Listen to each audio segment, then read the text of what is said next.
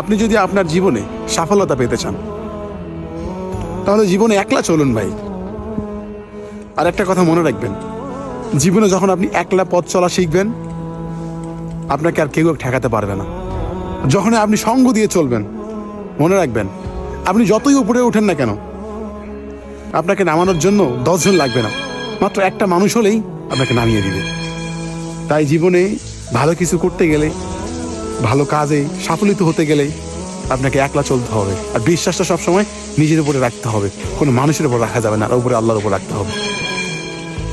লাইফে যখন আপনি অন্যের উপর ডিপেন্ড করবেন, অন্যের উপর ভরসা করবেন, এমনকি যখন আপনি সঙ্গ দিয়ে চলবেন, যে কোনো একটা কাজ করতে যাবেন সবার সঙ্গে পরামর্শ করবেন, হয়তো বা এটা বলবেন যে এটা করবো এটা করবো, এইসব যখনই করতে যাবেন ভাই, আপনি হাজার হাজার টাকার মালিক হলেও আপনি একসময় শূন্য পকেট হয়ে যাবে আপনার।